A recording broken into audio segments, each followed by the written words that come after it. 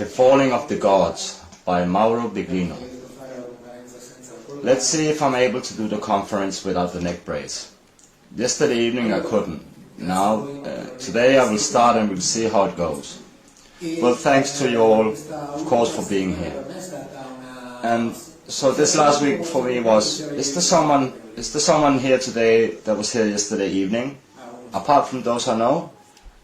Just one, okay.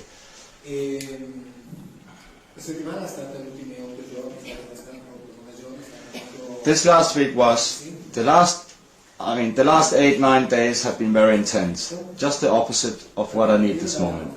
Because since the conference in Stuttgart, Germany, I'm having to go through a real lesson in the University of Eastern Piedmont. Because they called me to replace a teacher and give a class. And so I gladly went to talk to the students. And then at night, something which I learned about 3 days before, I had a meeting, a confrontation with a professor of sacred history.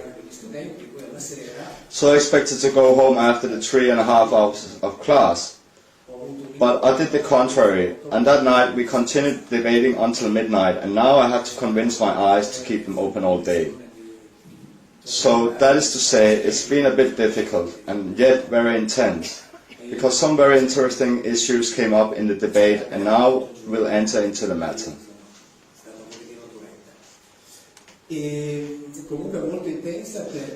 So, while in Germany, I was given the newest Jewish Bible, which is the one I've been talking about for some months now. And later I will show to you, obviously, as we go deeper into different matters.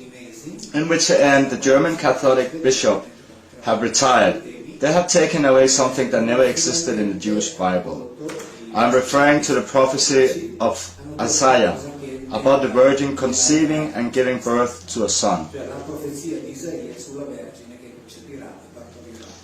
It's a prophet that has never existed in the Jewish Bible.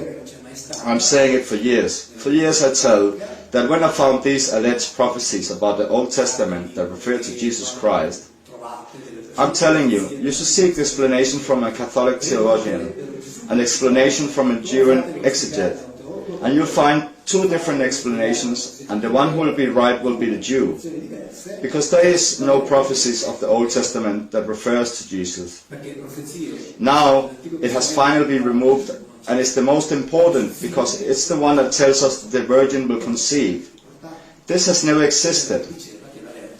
During these years I've been telling it. I remember very well what was written. Among the many things that have been written, of course, you can find centuries of tradition that speaks of this. Then, of course, Biglino arrives, and as I always tell you, he doesn't found about anything. He's doing a fool's job. He reads what is written, and there is no writing. So, if it's not written, there is none. That's it. There are other written things. So, in the end, the German bishop had taken note. Now, we are going to see it.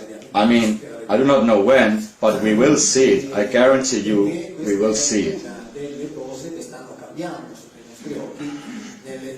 And because this is one of the things that is changing before our eyes in the biblical translations. Translations that have always changed along the centuries, that are still changing and that will change again. I'm telling you, for example, that in the coming years, you'll probably see the disappearance of the concept of creation out of nothing, because there isn't really one. You'll see the concept of omnipotent God disappear, because there isn't really one.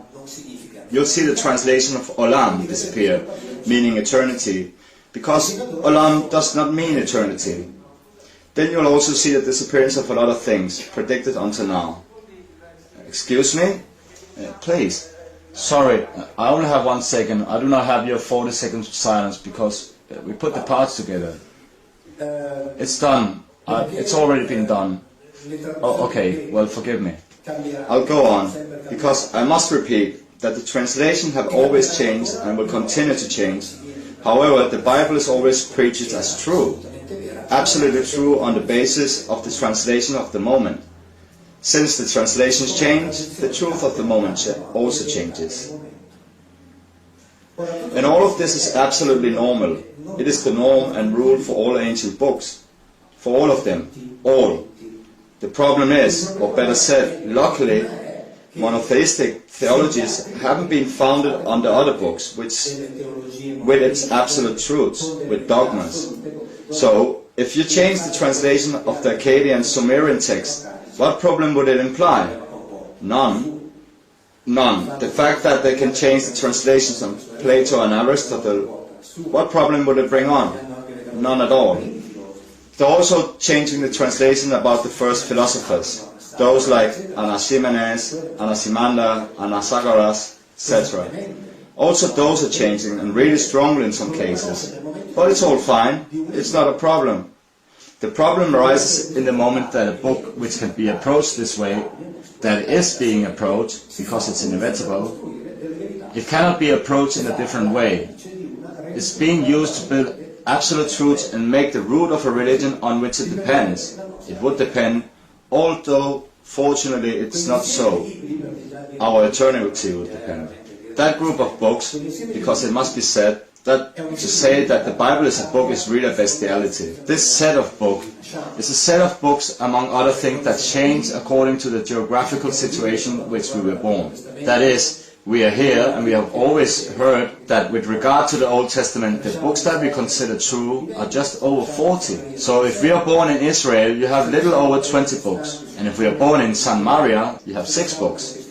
And if we are born among the Protestants, they are more or less the same as those of the Jews. If we are born among the Coptic Christians, they are more or less the same as the Jews, plus other books that are not taken for real, for the Jews, nor for the Roman Christians. Then, depending on where we're born, there are books, some true and other false. This here is already making it very clear to us. If you fear to spend some years in this supermarket of religions, some centuries in purgatory, because perhaps you do not feel just and perfect, and perhaps you have committed some minor sins and then you have to burn yourself a little.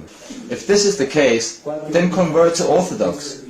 Keep holding on a little longer, don't just die yet. Tomorrow morning you go and convert to Orthodox, and then you won't go to purgatory, you won't go anymore. Because in essence, for the Orthodox, purgatory doesn't exist. That is, it is a theological elaboration of the Roman theologians. Orthodox theology has never elaborated about it. So for them it simply doesn't exist.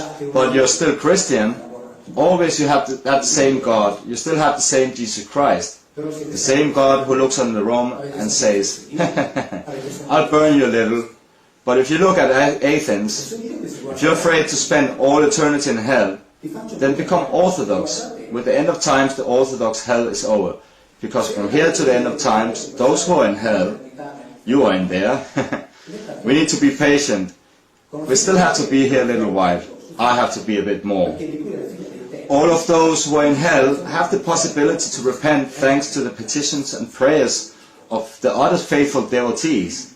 Then, all will repent with the end of times. So, when the so-called final judgment arrives, hell will close its doors, and then we'll all go off to paradise.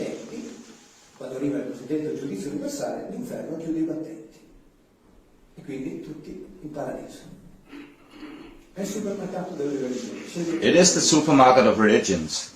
So choose the one you like most, but without thinking it is the truest one. Because if one thinks about choosing a religion because it's the truest one, they'll keep on being deceived.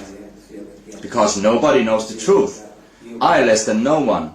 May it be very clear, I less than anyone.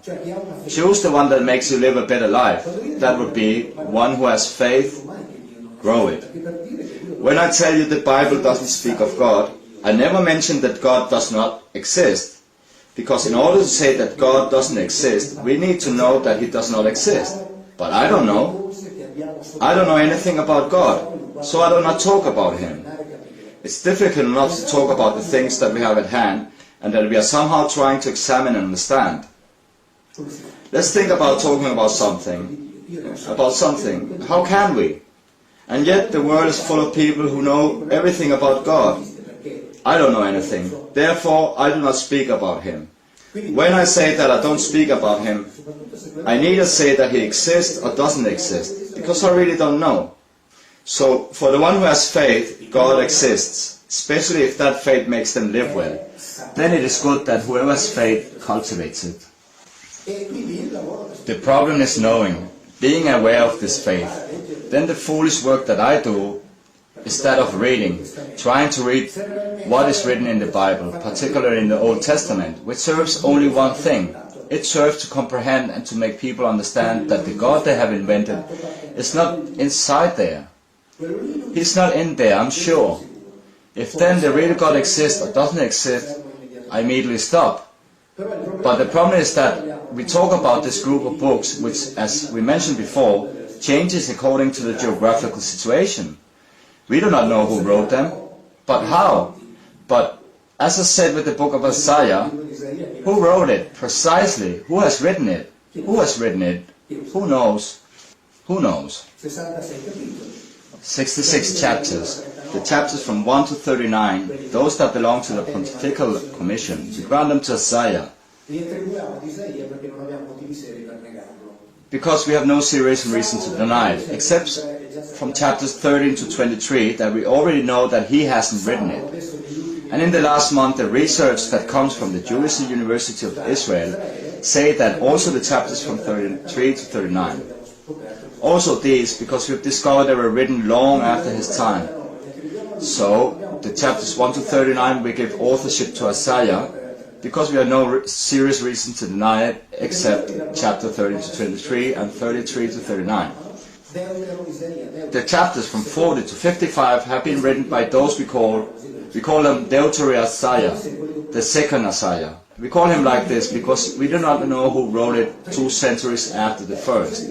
The last chapter has been written by one called Isaiah, that is the third Isaiah, who wrote it some decades after the second.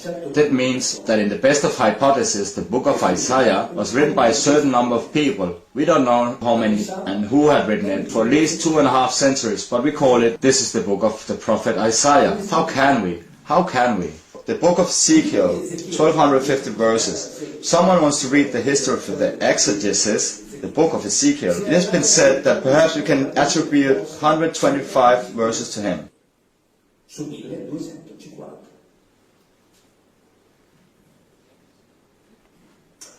This book, or rather this set of books, are preached by a great hierarchy. Popes, cardinals, bishops, theologians, priests, catechicists, who in the 90% of the cases are unaware of the language in which it was written. Therefore, they preach on the basis of translations. But these translations change continuously, and they change a lot. But yet, every time, they are preached as the true translation. E quindi ogni volta predicano la traduzione vera. There are thousands of religions in the world, and the curious thing is that it doesn't matter where you're born in the world, you will always hear that you have had the luck to be born in the correct religion. All of them, all of them, all of them will tell you this. And who establishes which is the correct religion? Who has the power over religions and say, you're lucky to be born here, this is the correct religion?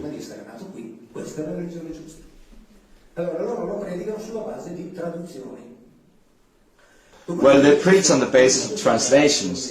Then in the world there are approximately 2.5 billion Catholics, Protestant, Orthodox, 2.5 billion Christians who believe absolutely and formally what is written in this book.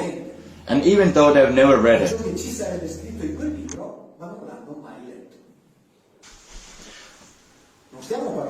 We are not talking about a sect of 300 people who have a guru, who preaches on the basis of a group of books of which nobody knows anything, don't know what is written or who really wrote it. And then this guru has, let's say, about 15 ministers, so they can help him spread the word. And then some 250, 300 devotees who blindly believe what the guru and his ministers say. And they have never read this book. We're talking about Christianity here.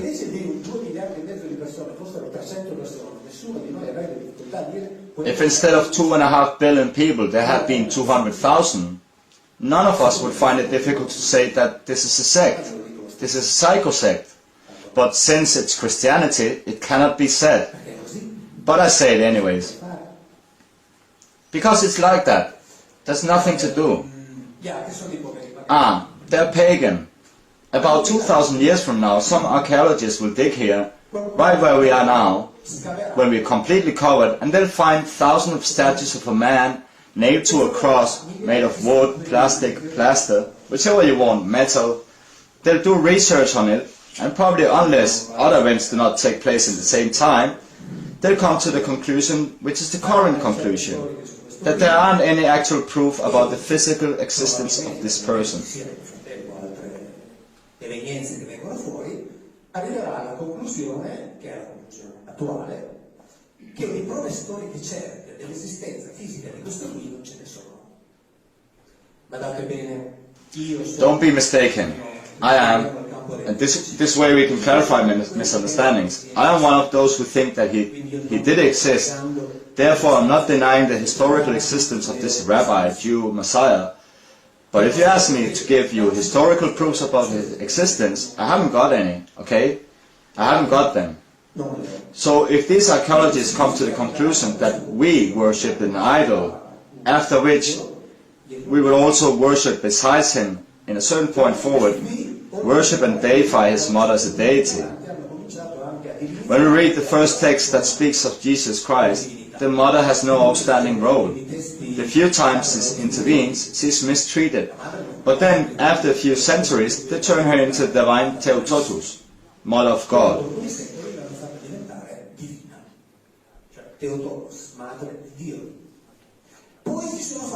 Then they created a series of intermediate deities to ask for help and consolation and grace, what we call saints. They would make their small statues, figures, and put them on their little tables, and they would make small piles. Is there anyone here who can give a true explanation of the difference between the statuettes of Father Pio and the statuettes of the Lari Penati that the Romans would put on their altars? A real explanation of the difference. Let's see, it says, look how poor our Lari Penati, their ancestors would think.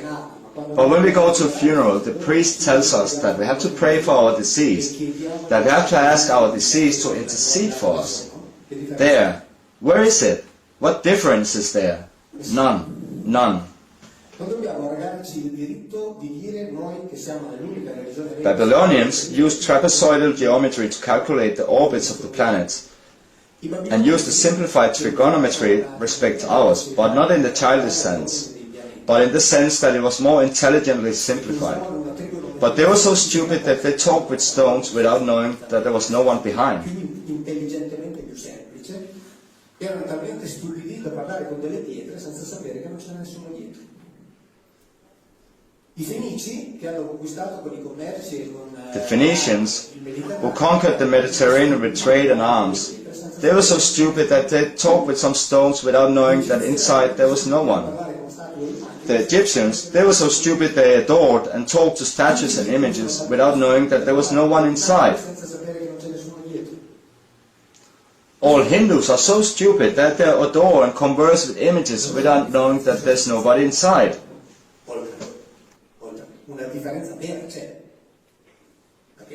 This is the reasoning that we do. But there's a substantial difference. There's more than one real difference, because there is no difference between our statues and theirs.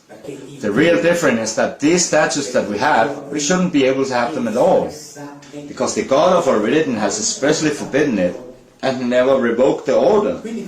Therefore, we should go with the Bible to all the churches and say, remove all those from there, because they are all a blasphemy against God.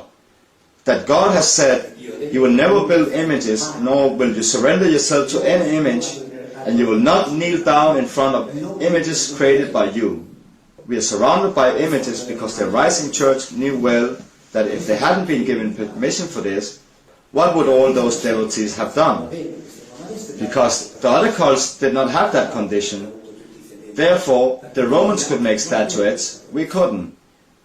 We do not only create them, we also sell them. And who should forbid it earns money with it. And why do they do it?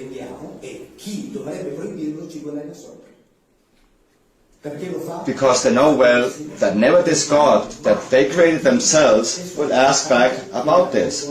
Because he isn't there. Therefore they have gone and done everything we can see. Statues, images, people all the time lighting candles. All forbidden. Then over the centuries they have invented explanations. But these explanations are invented. The order is imperative, peremptory. But they do not care because it's okay this way. L'ordine è perentorio. Perentorio. Ma se ne frega. And why did Mary then become divine? Because all other religions had female figures. Christianity could not remain without it. Then of course they have also elaborated all these things. E quindi ovviamente si sono elaborate anche queste. Just as they've elaborated the story of the twins Peter and Paul in substitution of Romulus and Remus, and in substitution of the other twins present in other cults, and so they united Peter and Paul, who could be compared as two boxes in a ring, because they didn't agree on anything. They didn't agree on anything.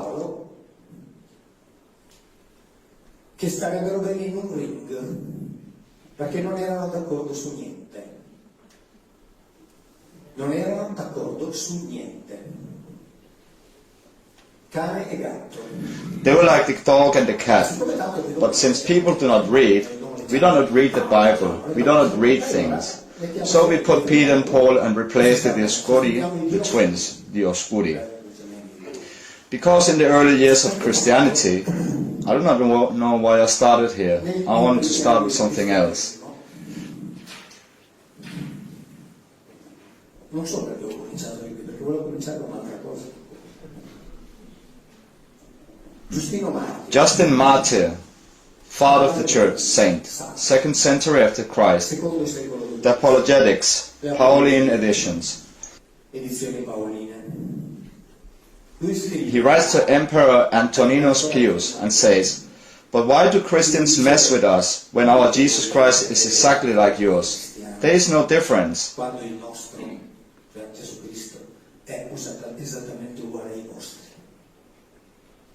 C'è nessuna differenza. When we say that he died on the cross, he has resurrected and risen to heaven, we don't bring any novelty with regard to those who are called followers of Zeus among you. Father of the church, Holy saint. Here we are still in the period of which several dozens of different Christianities were preached, before Constantine joined them in Nicaea and said, "Now choose here one, the one you want. I do not care, but one." If, in addition, as mentioned before, it is clear that God was generated as Logos, in a special way, outside of normal creation, but this conception is common to those who say that Hermes is the Logos messenger of Zeus. Our Logos is the same as theirs.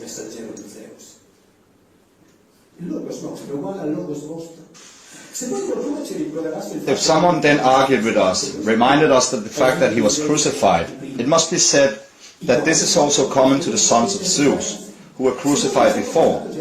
If later, let's say that it was conceived in a young girl, we also agree on this, young maiden or virgin, because in Greek Parthenos means both. Therefore, we have a common element with Perseus. But when we say that he had healed zombies, paralytics and the unfortunate since birth, all this coincides with the actions. Why do they mess with us? Our Jesus Christ is the same as yours. There's no difference. Father of the church. This is what they thought in the 1st century after Christ. And please, do also read Celsus. Search for him. He's obviously an apologetic. Celsus, however, was opposed to Christians. But Celsus clearly said, if Christians say that this one here, this Jesus, fictitious name, because he was called Joshua, like millions of other connationals of his, because it was the most widespread name. It later became Jesus because it was first modified in Greek and then later on modified in Latin. But all the others in the Bible are called Joshua. He is called Jesus to make us understand that he is different. But he is Joshua, like all the others. They say that this one here was the only one, and it can be well understood that this is a lie, because they themselves affirm that many other messengers like him came before him, even in groups of 60 or 70 at a time. This is what Celsus tells us about Christians. Celsus writes at the same time as Justin. He is a contemporary of Justin. So, the story that has happened has been re-elaborated later on. It would make sense altogether. However, it has been elaborated in a way that it does not make any sense at all. Fortunately, we have these texts, but especially after, not only the Council of Nicaea, but also the Edict of Theodosius, they should have been destroyed at the time when Christians, from being persecuted, became persecutors.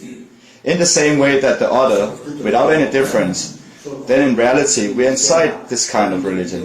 A book that I have to mention while we're here, I might as well tell you right now, then it will become clear to us. Quindi in realtà noi siamo dentro questo tipo di religione, che è una religione, è un libro del quale tra l'altro c'è una cosa guardate, mentre ci siamo, a professor of the University of Naples wrote in a public email written by, no, I won't tell you everything, has written that Biglino is a fool, a crazy person, someone who has lost his mind. I always read this in my lectures, and I read it with pleasure because he's published it in a place where it could be seen by around 150 to 200 people.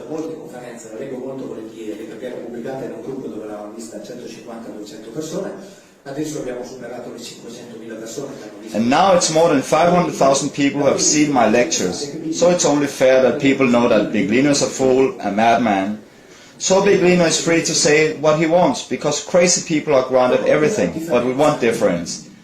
That if you meet someone who tells you that they're Napoleon, how many minutes would you invest looking for historical documentation to dismantle what he's telling you? Since you are people with a good sense, you wouldn't spend even a minute. They have invested years, days and nights to dismantle something that a fool is saying, a madman. That's something here that doesn't work with all of this, right?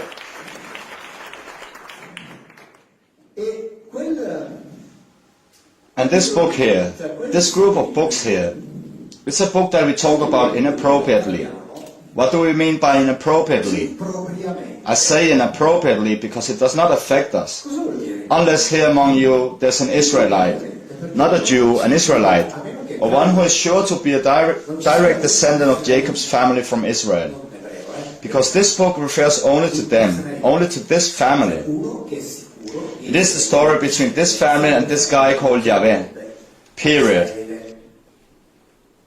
Perché quel libro riguarda solo loro, solo quella famiglia. È il racconto del patto tra quella famiglia e quell'individuo di nome Yahweh. Punto.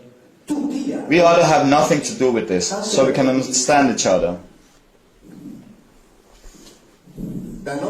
Noah had 3 children. The Bible is interested in the Semites. Sam, sons, more sons, etc., etc. Until one of them named Eber arrives, so we can understand each other. From which the Hebrew descend, that is, formerly the Jews. From Eber we have more sons, hundreds of families, etc., and a family expansion. Then we come to one called Terah. Considering what is written in the Bible is true, because I do not know, to explain myself, that is, I am forced to assume that what is written is true, because there are even rabbis, for example, who deny the existence of Abraham. They say that he never existed, that he is an invention.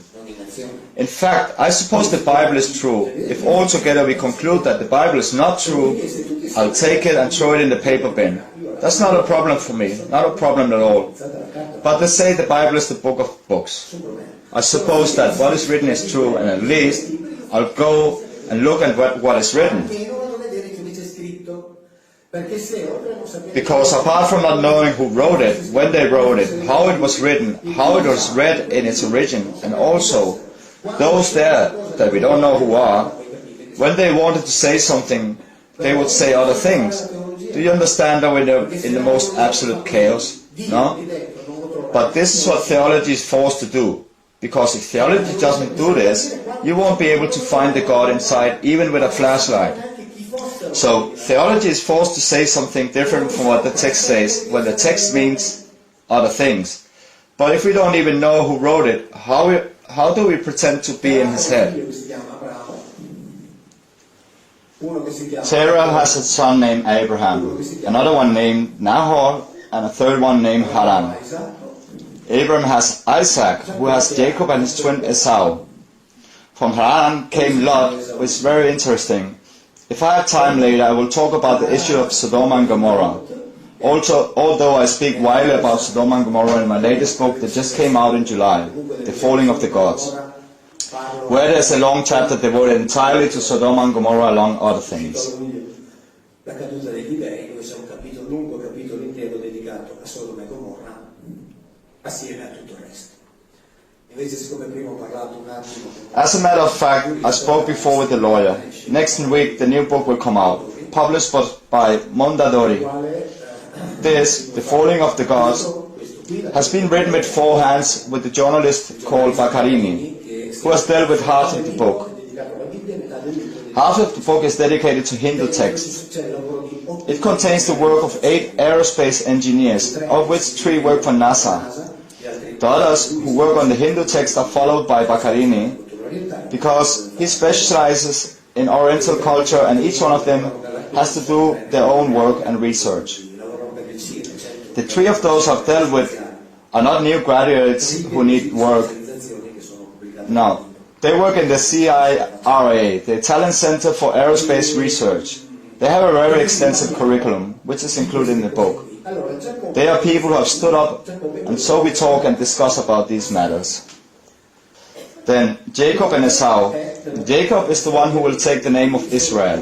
Lot is about the history of Sodom and Gomorrah, where a very interesting phenomena occur, as they will also happen later in the Hindu Valley, in Pakistan, in Harappa, in Mohenjo-Daro. Well, the Bible deals with these. Does anyone have a Bible? Yes. Deuteronomy 32:8. Then we can all read the Bible that you have at home. You can all relax. The Biglino translations aren't there. This way we can remain calm and trust. 32. Deuteronomy 32:8.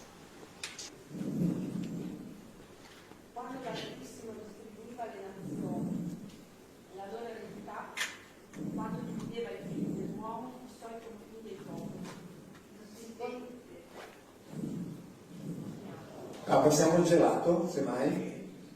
Quando l'Altissimo distribuiva alle nazioni la loro eredità, quando divideva i figli dell'uomo, fissò i confini dei popoli, secondo il numero dei figli di Israele.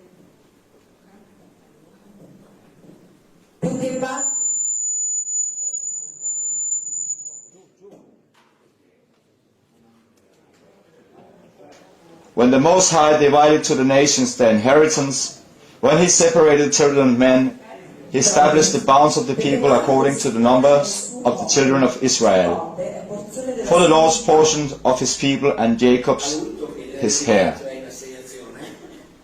He inherited it. It was assigned to him. This here, okay? It's written here. Not all the Jews nor the twin brother of this one here. Only he who will assume the name of Israel, period. The Bible reminds us of this. It's one of many Biglianities. È una delle tante biglinate.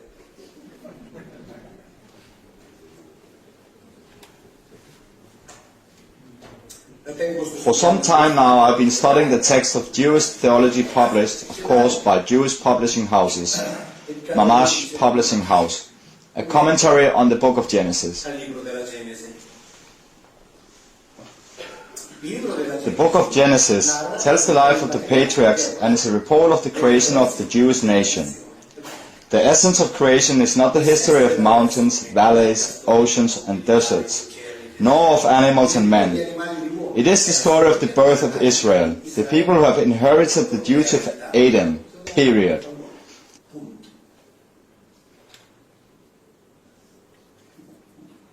This tribe here has duties to do. Listen how interesting this is here. It is the essence of the development of the people chosen by God, and everything that is foreign to that is simply superfluous.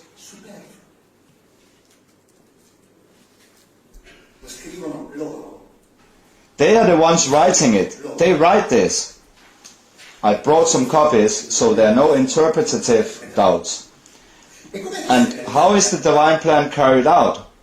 It is clear that the divine plan of creation has to be carried out mostly by merchants and workers, rather than by scholars.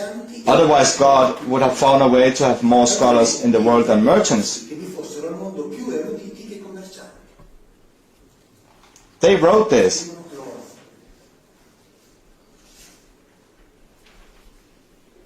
When we all remember that, why not?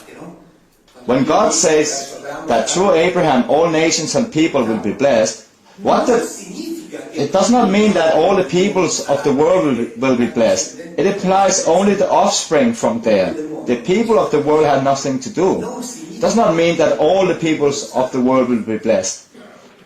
In the beginning, the world was grateful for Israel, and so forth.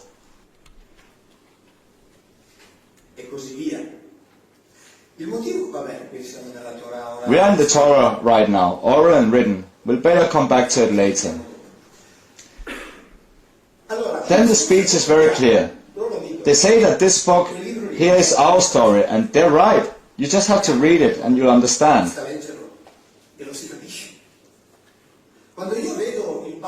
When I see the Pope and the chief rabbi of the Jewish community in Rome, who greet each other with kisses and hugs, I see a frightful hypocrisy.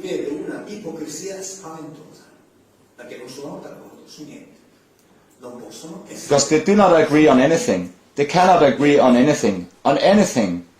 So much that Riccardo Schamuel and Disegni, when they met, this is not very important, faith is not the object of political negotiations. So you have yours and we have ours. If I were a Jew and I heard the Christian say that you're my elder brothers, I would be very angry and say that this is not like this. You have taken that book and you have done what you wanted. That book is ours, not yours. It does not refer to you. It refers to us. And you have nothing to do with it. But if Jews and Christians argue, there's a risk that people will begin to understand why, based on the same book that they do not agree on anything.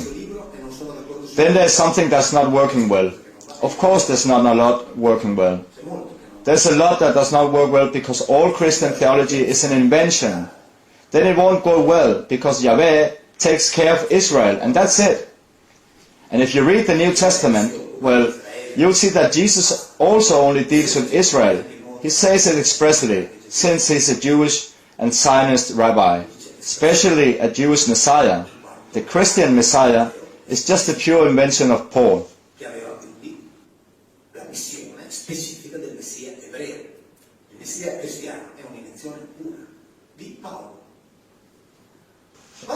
When on Tuesday night I had a surprise meeting with a professor of sacred history, Professor Fiorin, he told me very clearly that Pablo had reviewed everything in his own way and had reinterpreted the whole Old Testament in his own way, had changed it as he had wanted, and had done it very well.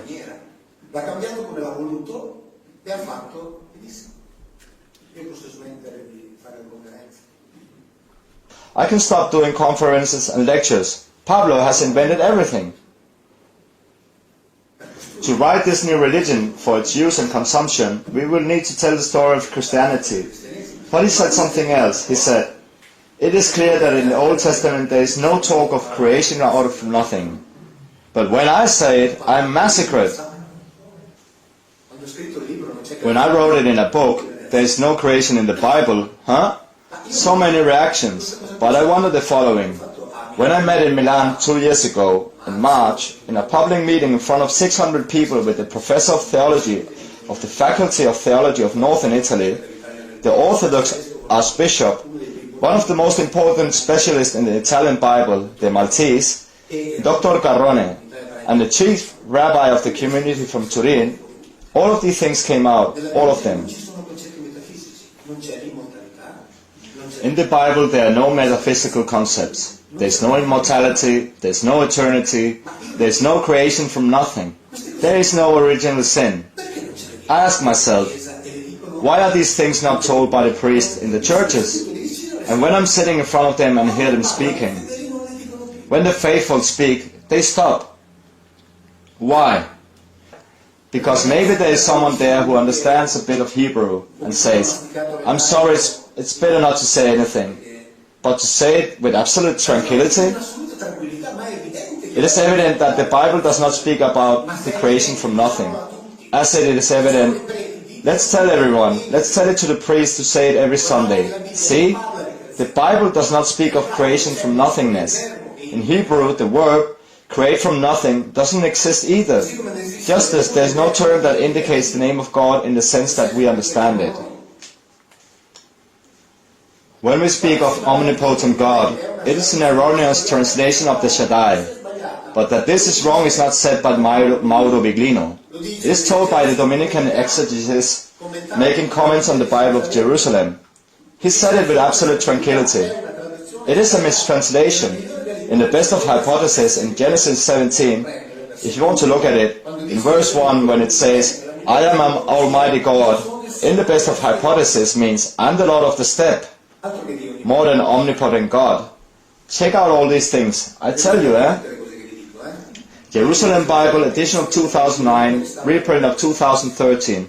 In the best of hypotheses, with I'm the Lord of the steppe here, which is consistent because when they have been given these, where is the lady who has read before?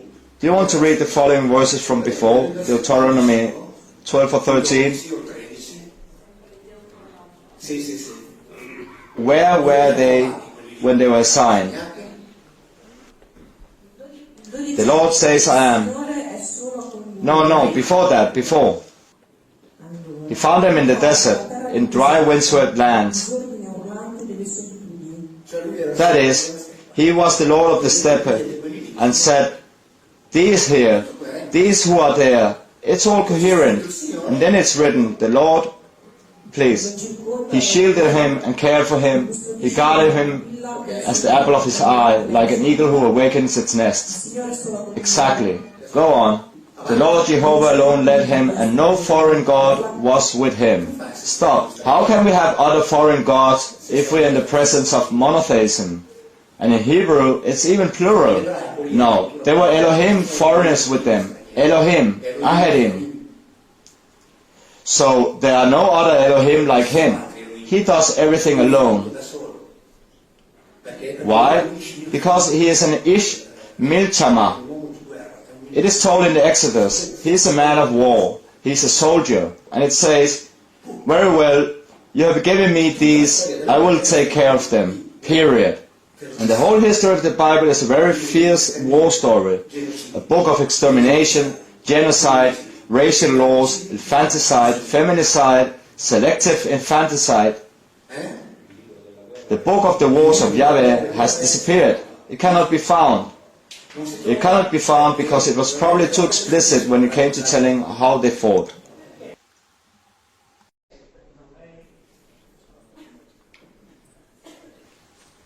What is the motive, according to you, for this whole conspiracy of 2 millennia of creation and modification of this book? Because for 2,000 years, cultural people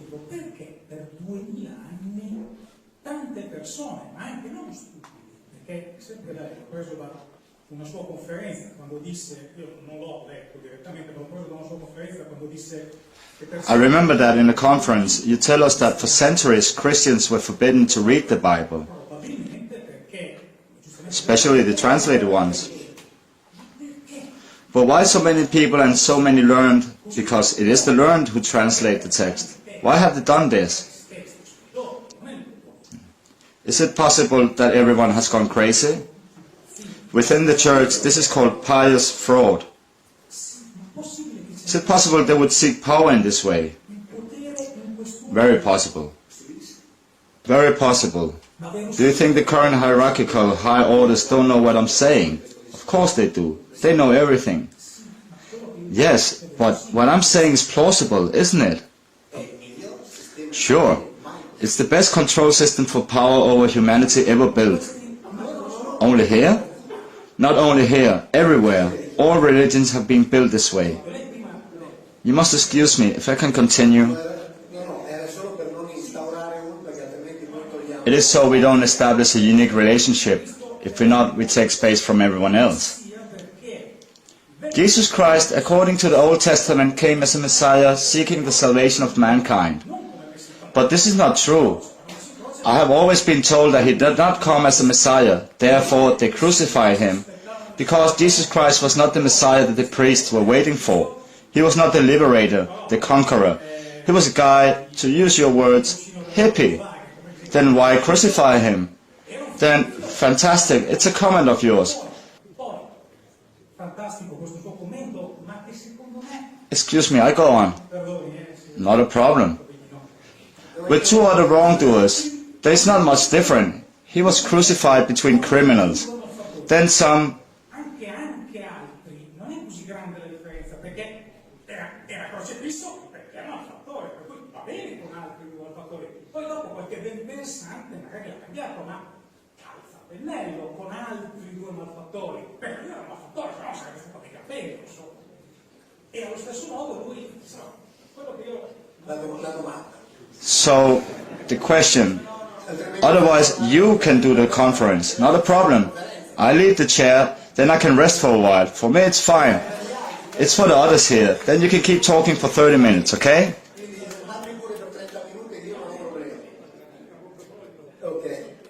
Non è che ci sia qualcos'altro. Si sono poi trovati a identificare. They had found something else. They have identified Christianity with this book, but it's the Bible. Ci siano degli altri fondamenti. E poi purtroppo l'hanno identificato in quello. E poi per i cambiamenti non basta un minuto, servono le generazioni. Se dovesse andare un sacerdote a dire una vecchietta, guarda che quello che ti è stato raccontato fino a stamattina non è che fosse proprio così, sa quanti suicidi di massa, no? Questa è la domanda. Sì, è che purtroppo... I have difficult understanding the central point of the question. Cioè, ciò che hanno creato That is, what they have created does not need other foundation, justifies itself for 2,500 years. Why do I speak about 2,500 years ago, when the Roman Church didn't even exist yet? Because it is at that moment that in all different continents, where different civilizations lived, the great change began towards the construction of the control system that we know today with the name of religion. del sistema di controllo che noi conosciamo col nome di religione.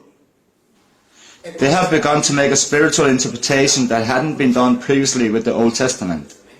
They have begun with a spiritualist interpretation of the ancient Hindu text, the Vedas, the Puranas, which didn't exist before.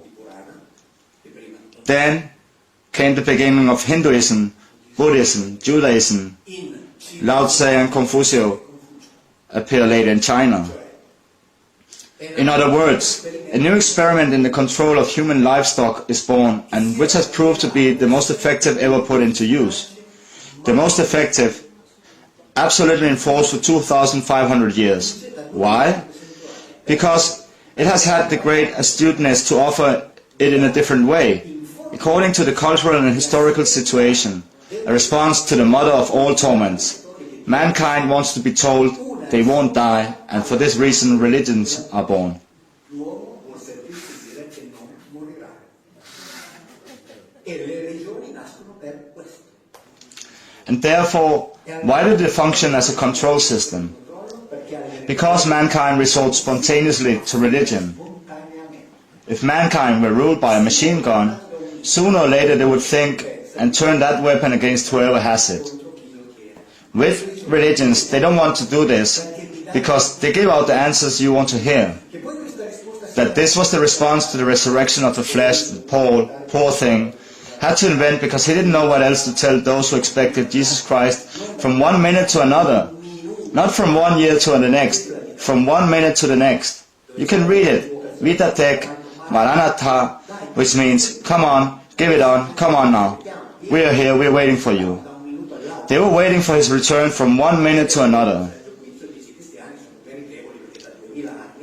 That's why Sergio says the Christians are worthy, because they've been faithful for 2,000 years to a promise that has not been kept, okay? Then from 1 minute to another they're expecting this. Together here, Paul on the contrary, due to the fact that this didn't happen, sums up the speech.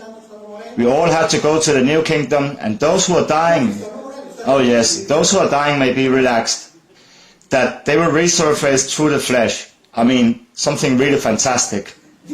On the other hand, we have reincarnation and the renaissance or rebirth, which are two different concepts. Reincarnation is Hindu and rebirth is Buddhist. They have nothing to do with each other. Sometimes I hear people saying, I'm a Buddhist and I believe in reincarnation. No, something isn't right. Because Buddhists do not believe in reincarnation. The Buddhist revival rebirth is totally another matter. In other words, each one has invented their own answer to death, okay? Before, they would ask themselves, are they all stupid then? No one is stupid. It's just that each one has found their own answer to the mother of all questions, which is the fear of death. Because if not, it is easy to say that all who believe are stupid. Then I can say that a few centuries ago, whoever said this was burned. I'm lucky. I'm lucky because there's secular laws that safeguard me until someone decides to send me bullets by mail or put them directly into my head to explain myself. If it comes, I will take it. It's alright. I can't do anything about it. But the secular laws now defend me, okay? Some centuries ago, I would have already been burned. These things could not be said. It could not be said. These things were known to a lot of people during the Council of Trent. Then, after the Protestant upgrade, the council took place, which was a counter-reform, and then they had redefined the model of the Bible. The Archbishop has said that in the new model they have left the book of Ezekiel, but that we shouldn't explain this book to the people because it's too explicit. To explain it, they would have to climb the mirrors to hide what is written. Therefore, for this reason it is forbidden in some moments. In other words, if you had a translated Bible, you had to give it to the bishop. You couldn't have it in your house because if you read it, you would understand it. Do I explain myself? And those who are on the cusp of these things know them very well. Because if they believed only for a minute these things they preach, they wouldn't live like that. They would live in a constant terror if they believed for only a minute the things they say. It is from the people they have to hide these things. Why did they tell us this knowing the truth? This is the German Bible, where finally the truth is. The Virgin will conceive and give birth to a child, when this has never been said in the Bible. Because here it is written that a young maiden is already pregnant and will soon give birth, and this young maiden has a name. She had it always. Second book of Kings, second book of the Chronicles. She is called Abia, who was the wife of the king Achaz of Judah, who was already pregnant when they wrote this verse, and who will give birth to a son they will call Ezekias, and not Emmanuel, as it would be written in the prophecy. And then it would be wrong also in this circumstance, okay? Then I imagine the German guy who has the Bible of 2016 and the German guy who has the Bible of 2017. This is the first thing they gave to me as a present when they picked me up at the airport in Stuttgart. Look here. You've been talking about this for months. Here it is. To explain myself. Then the German who has the 2016 Bible says, Isaiah had foreseen the birth of Jesus. And the German with the 2017 Bible says, no, but where does it say this? And wait, there's still more. In the footnote. In fact, it is written that the Hebrew term Alma doesn't mean virgin, but young maiden. Finally.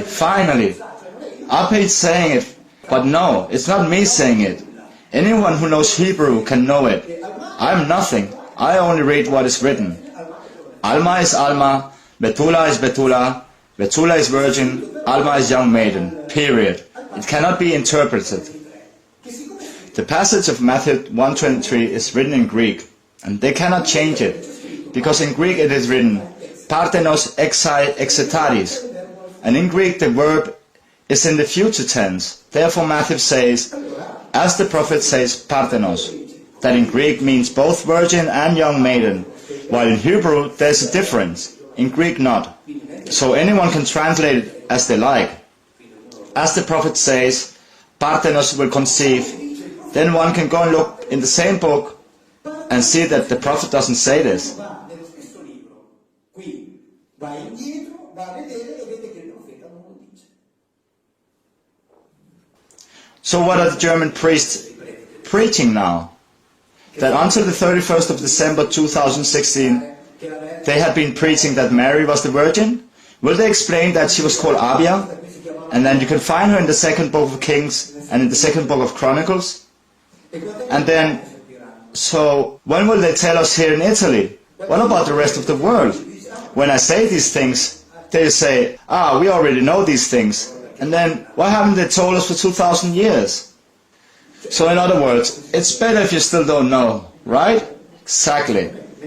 Lying, knowing that you're lying. This is, I already told you. E ve l'ho detto prima, vedrete scomparire un sacco di altri concetti da queste Bibbie. You will see many other concepts of the Bible disappear. Now there is more freedom. In a regional Episcopal conference in Brescia, where I spoke last Sunday with a lady at a certain moment, she held up a notebook printed by the catechesis of the Diocese of Milan and said, "Do you know what is written here? That the Bible has never spoken of the Red Sea, but speaks of the Sea of Reeds." La Bibbia non parla mai di Mar Rosso, ma parla di Mare di Campo, che è la prima cosa. I mean, this is the